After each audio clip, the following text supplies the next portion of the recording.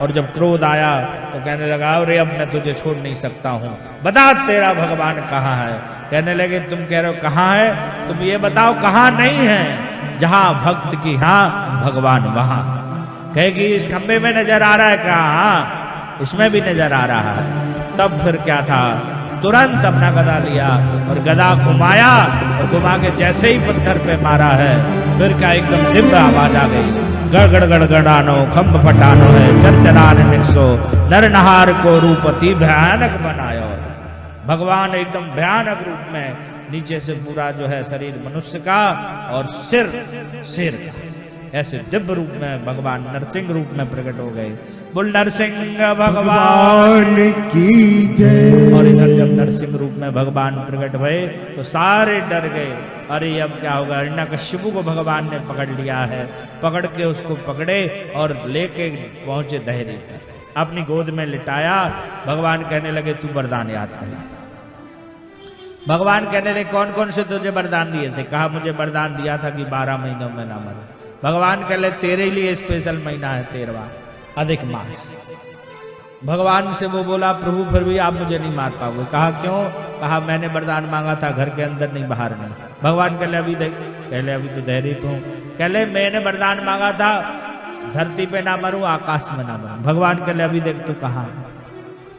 फिर कहने लगा भगवान फिर भी आप मुझे नहीं मार पाओगे। क्यों।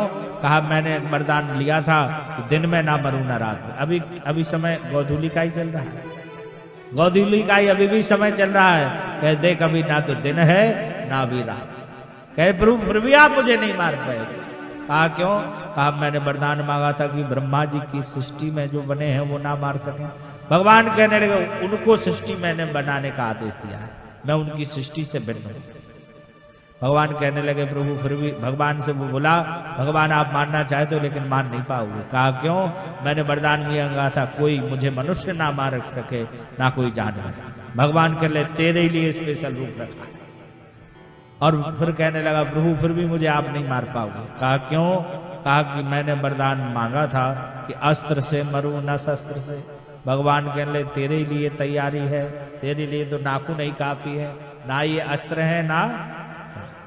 फिर क्या था तुरंत भगवान ने बड़े बड़े नकाद्र किए हैं और छाती का विदीर्ण करते हुए छाती चीरी है, उसकी आंतरणी निकाली और अपने गले में डाली। इस प्रकार से उस हिरण्यकश्यपु का उद्धार किया। अब सारे देवता डरे, सोचे कि अरे अब इतनी हुंकार करें कि कोई भी इस क्रोध को शांत ना कर पाए। तो सबने सोचा कि भैया श्रीमान जी कितने ही खतरनाक हों, अगर उनकी श्रीमती जी आ जाए तो सब शांति हो जाएगी। सारे लोग पहुंचे लक्ष्मी जी के पास, भैया आपके पति बहुत क्रोध में, जाके शांत करो क्रोध। कहले हमारे पति तो शांताकारम भुजगशयनम, वो तो परम शांत है, वो क्रोध में कैसे हो सकते। लक्ष्मी जी कंचन की थाल लेके आई पूजन करने के लिए, तो देवताओं ने दूर से ही बता दिया कि उस कमरे में बैठे, और उस कमरे में बैठे हैं लाला जन्म अभी से ही देखो। तो उनने कहा उस कमरे में बैठे, दूर से ही जाके बताया। खूब पैर वैर जब चरण प्रक्षालन करे तो कुछ नहीं, और जैसे ही आरती मुख की तरफ करी और जैसे ही दहाड़ लगाई लक्ष्मी जी थाली छोड़ के भागे। सारे देवता डरे। और फिर क्या था, और नरसिंह भगवान का ऐसा क्रोध कि लक्ष्मी जी भी भगी। और अब सबने ये विचार किया कि भाई जिसके लिए आए हैं उनको ही भेजें। जाके प्रहलाद जी जैसे ही पहुंचे और जाके सीधे लेट गए चरणों में, और चरणों में जब जाके लेट के जाके कहने लगे प्रभु आपको बारंबार प्रणाम। और भगवान ने क्या किया। भगवान ने कहने लगे भैया गिर से गिराया है, तेरे लिए कितने कष्ट मिले हैं, और केवल कष्ट किसके लिए मिले कि तूने मेरी भक्ति करी, मेरी भक्त के कारण तूने इतने कष्ट पाए। देर भाई भक्त हमें क्षमा कर आने में। आज देवता लोग ऊपर से देख रहे, कहा कि अरे भक्तों को क्षमा याचना भगवान से मांगते हुए खूब देखा, लेकिन आज पहली बार है कि भगवान भक्त से क्षमा मांग रहे हैं। और क्षमा मांग रहे हैं तो प्रहलाद जी ने कहा कि प्रभु यही एक ही आशीर्वाद चाहिए, स्वपात मूले पतितम तरवकम विलोक देवा कृपया परिलोकतया।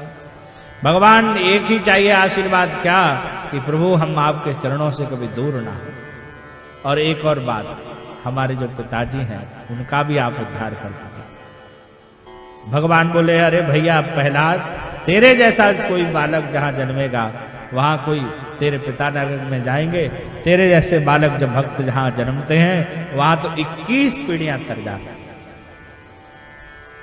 और इस प्रकार से प्रहलाद जी की भक्ति से भगवान कैसे, प्रहलाद जी से भगवान ने एक बात और पूछी। प्रहलाद जी से कहने लगे भैया एक बात बता, सारे लोग मुझसे डर रहे हैं लेकिन तू नहीं डरा। कहा भगवान शेर कितना खतरनाक होता है, शेर से सारी जंगल के लोग डरते हैं, लेकिन शेर का बच्चा वो तो शेर की पीठ पे ही आके बैठता है। तो प्रभु मुझे भय क्यों, क्योंकि आप मेरे लिए तो आए हो, तो मैं आपसे क्यों डरूं।